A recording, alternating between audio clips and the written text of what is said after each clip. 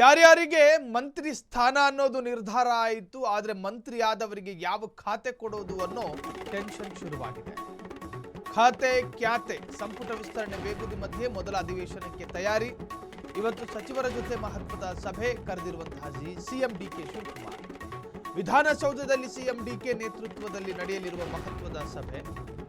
DK Shivakumar CM ಆದ ಬಳಿಕ ಇವತ್ತು ಮೊದಲ ಅಧಿವೇಶನ. ವಿಪಕ್ಷಗಳನ್ನು ಕಟ್ಟಿ ಹಾಕುವುದಕ್ಕೆ ಸಚಿವರಿಗೆ ಸಿಎಂ ಡಿಕೆಶಿ ಮಾರ್ಗದರ್ಶನ. ಖಾತೆ ಹಂಚಿಕೆ ಆದರೆ ಇಲಾಖೆಗೆ ಸಂಬಂಧಿಸಿದ ಉತ್ತರ ನೀಡೋದಕ್ಕೆ ಸಲಹೆ. ವಿಪಕ್ಷ ಮಾಡುವ ಟೀಕೆಗಳಿಗೆ ಯಾವ ರೀತಿ ಉತ್ತರಿಸಬೇಕೆಂದು ಸೂಚನೆ. ಇವತ್ತು ಯಾರ್ಯಾರಿಗೆ ಯಾವ್ಯಾವ ಖಾತೆ ಕೊಡಬೇಕು ಅನ್ನೋದು ಬಹುದೊಡ್ಡ ಸಂಚಲನಾತ್ಮಕವಾದಂತಹ ವಿಚಾರವಾಗಿ ಉಳಿದಿದೆ. ಮಂತ್ರಿ ಸ್ಥಾನ ಏನೋ ಕೊಟ್ಟಾಯಿತು, ಆದರೆ ಯಾರಿಗೆ ಯಾವ ಇಲಾಖೆ ಕೊಡಬೇಕು ಅನ್ನೋದು ಸರ್ಕಾರದ ಕಡೆಯಿಂದ ತೀರ್ಮಾನ ಆಗಿಲ್ಲ. ಖಾತೆ ಖ್ಯಾತೆ ಸಂಪುಟ ವಿಸ್ತರಣೆಯ ಬೇಗುದಿಯ ಮಧ್ಯೆ ಮೊದಲ ಅಧಿವೇಶನಕ್ಕೆ ಡಿಕೆ ಶಿವಕುಮಾರ್ ಸಜ್ಜಾಗಿದ್ದಾರೆ. ಡಿಕೆ ಶಿವಕುಮಾರ್ ಸಿಎಂ ಆದ ನಂತರ ಮೊದಲ ಅಧಿವೇಶನ ಆಯಿತು. ಅತಿ ದೊಡ್ಡ ಸವಾಲು ಕೂಡ ಈ ಅಧಿವೇಶನದಲ್ಲಿದೆ. ಮುಂಗಾರು ಅಧಿವೇಶನಕ್ಕೆ ಕೌಂಟ್ ಡೌನ್ ಶುರುವಾಗಿದೆ. ನಾಳೆಯಿಂದ ವಿಧಾನಮಂಡಲ ಸೆಷನ್ ಇರುತ್ತೆ. ಸರ್ಕಾರವನ್ನು ಕಟ್ಟಿ ಹಾಕೋದಕ್ಕೆ ವಿಪಕ್ಷಗಳ ಮಾಸ್ಟರ್ ಪ್ಲಾನ್ ಒಂದು ಕಡೆಯಾದರೆ, ಸರ್ಕಾರಕ್ಕೆ ಚಾಟಿ ಬೀಸೋದಕ್ಕೆ ಬಿಜೆಪಿ ಜೆಡಿಎಸ್ ಅಸ್ತ್ರ ಸಿದ್ಧ ಮಾಡಿಕೊಂಡಿದೆ. ಪ್ರತಿಪಕ್ಷಗಳ ಅಸ್ತ್ರಗಳಿಗೆ ಪ್ರತ್ಯಾಸ್ತ್ರ ರೆಡಿನಾ? ಸಚಿವರ ಜೊತೆ ಸಿಎಂ ಡಿಕೆಶಿ ಇವತ್ತು ಮೆಗಾ ಮೀಟಿಂಗ್ ಮಾಡಲಿದ್ದಾರೆ. ಮುಂಗಾರು ಅಧಿವೇಶನ ಇವತ್ತು ನಡೆಯುತ್ತೆ, ಅರ್ಥಾತ್ ಅದರ ಸಿದ್ಧತೆಗಳು ಇವತ್ತಾಗ್ತಾ ಇದೆ.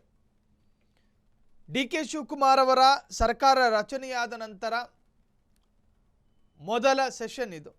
ಈ ಬಗ್ಗೆ ಹೆಚ್ಚಿನ ಡೀಟೇಲ್ಸ್ ಅನ್ನ ಪಡೆಯೋಣ. ನಮ್ಮ ಪ್ರತಿನಿಧಿ ಮಾರುತಿ ಫೋನ್ ಸಂಪರ್ಕದಲ್ಲಿದ್ದಾರೆ. ಮಾರುತಿ, ಡಿಕೆ ಶಿವಕುಮಾರ್ ಅವರ ಪ್ರಥಮ ಸೆಷನ್ ಅಂದ್ರೂ ಕೂಡ ತಪ್ಪಾಗೋದಿಲ್ಲ.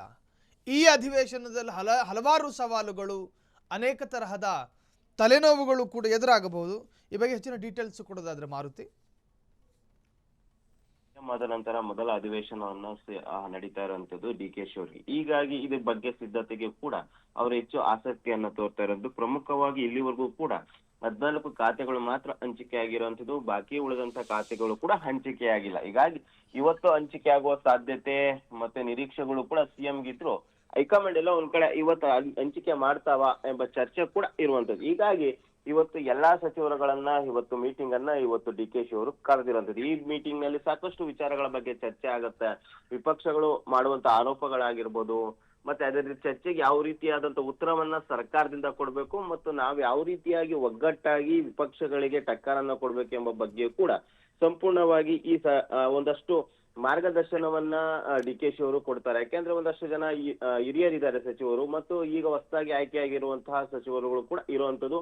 ಮತ್ತೆ ಖಾತೆ ಕೂಡ ಹಂಚಿಕೆ ಆಗಿಲ್ಲ 19 ಜನ ಸಚಿವರು. ಹೀಗಾಗಿ ಯಾವ ರೀತಿ ನಾವು ಸಿದ್ಧತೆಯನ್ನ ಮಾಡ್ಕೊಳ್ಬೇಕು, ಒಂದ್ ವೇಳೆ ಖಾತೆ ಹಂಚಿಕೆ ಆದ್ರೆ ಯಾವ ರೀತಿ ಯಾವ್ಯಾವ ಇಲಾಖೆ ಬರುತ್ತೆ, ಆ ಇಲಾಖೆಯ ಪ್ರಶ್ನೋತ್ತರ ಕಲಾಪಗಳಾಗಿರ್ಬೋದು ಮತ್ತು 0 ಅವರ್ಸ್ ಆಗಿರ್ಬೋದು, ಮತ್ತೆ ಅದೇ ರೀತಿಯಾದಂತೆ ಚರ್ಚೆ ಆಗುವಂತಹ ವಿಚಾರಗಳ ಬಗ್ಗೆ ನಾವ್ ಯಾವ ರೀತಿ ತಯಾರಿಯನ್ನ ನಡೆಸಬೇಕು, ಉತ್ತರವನ್ನ ನೀಡಬೇಕು ಎಂಬ ಬಗ್ಗೆ ಕೂಡ ಇಲ್ಲಿ ಚರ್ಚೆ ಆಗುತ್ತೆ. ಮತ್ತು ಒಗ್ಗಟ್ಟಿನಿಂದ ಸರ್ಕಾರ ಯಾವ ರೀತಿ ಸಿದ್ಧತೆಯನ್ನ ನಡೆಸಬೇಕೆಂಬ ಬಗ್ಗೆ ಕೂಡ ಚರ್ಚೆ ಆಗತ್ತೆ. ಈಗಾಗಲೇ ಬಿಜೆಪಿ ಮತ್ತು ಜೆಡಿಎಸ್ ನಾಯಕರು ಕೂಡ ಒಂದು ಸಮನ್ವಯ ಸಮಿತಿ ಸಭೆಯನ್ನ ನಡೆಸಿರುವಂತದ್ದು. ಆ ಸಭೆಯಲ್ಲಿ ಒಂದಷ್ಟು ವಿಚಾರಗಳ ಬಗ್ಗೆ ಸರ್ಕಾರವನ್ನು ಇಕ್ಕಟ್ಟುಗಳಿಗೆ ಸಿಲುಕಿಸುವ ಪ್ರಯತ್ನ ಮಾಡಬೇಕು ಅಂತ ಚರ್ಚೆಯನ್ನ ಮಾಡಿರೋದು. ಪ್ರಮುಖವಾಗಿ ಕೆಪಿಎಸ್ಸಿ ಹಗರಣ ಮತ್ತು ಬಿಡದಿ ಟೌನ್ಶಿಪ್, ಅದೇ ರೀತಿಯ ವಾಲ್ಮೀಕಿ ಹಗರಣದಲ್ಲಿ ಭಾಗಿಯಾದಂತಹ ನಾಗೇಂದ್ರ ಅವ್ರಿಗೆ ಏನು ಈ ಬಾರಿ ಸಚಿವ ಸ್ಥಾನವನ್ನ ಕೊಡಲಾಗಿದೆ. ಅದನ್ನ ಪ್ರಮುಖವಾಗಿ ಅಜೆಂಡವಾಗಿ ತೆಗೆದುಕೊಂಡು ಹೋಗ್ಬೇಕು ಎಂಬ ಬಗ್ಗೆ ಈಗಾಗಲೇ ಜೆಡಿಎಸ್ ಬಿಟ್ಟು ಬಿಜೆಪಿ ನಾಯಕರು ತೀರ್ಮಾನ ಮಾಡೋದ್ರಿಂದ ಇದೊಂದಷ್ಟು ಹಂಚನ ಕೂಡ ಒಂದು ಲೆಕ್ಕಾಚಾರಗಳು ಕೂಡ ಸರ್ಕಾರಕ್ಕೆ ಇದೆ. ಇದ್ರ ಬಗ್ಗೆನೇ ಚರ್ಚೆ ಆಗ್ಬೋದು ಅನ್ನೋ ಅದ್ರದಿಂದಾಗಿ ಇದ್ರ ಬಗ್ಗೆ ಯಾವ ರೀತಿ ಅಂದ್ರೆ ಈ ವಿಚಾರಗಳ ಬಗ್ಗೆ ಯಾವ ರೀತಿ ತಯಾರಾಗ್ಬೇಕು ಮತ್ತು ಸಾರ್ವಜನಿಕ ಸಮಸ್ಯೆಗಳ ಬಗ್ಗೆ ಕೂಡ ನಾವ್ ಯಾವ ರೀತಿ ಉತ್ತರಗಳನ್ನ ಕೊಡ್ಬೇಕು ಎಂಬ ಬಗ್ಗೆ ಇವತ್ತು ಮೀಟಿಂಗ್ ಅಲ್ಲಿ ಚರ್ಚೆ ಆಗುವಂತದ್ದು ಸಾಯಿಲ್. ಎಸ್, ಹಾಗೆ ಮಾರುತಿ, ಹಾಗೆ ಸಂಪರ್ಕದಲ್ಲಿದ್ದೀರಿ. ಇನ್ನು ಇದೇ ವಿಚಾರಕ್ಕೆ ಸಂಬಂಧಪಟ್ಟ ಹಾಗೆ ಒಂದಷ್ಟು ಅಪ್ಡೇಟ್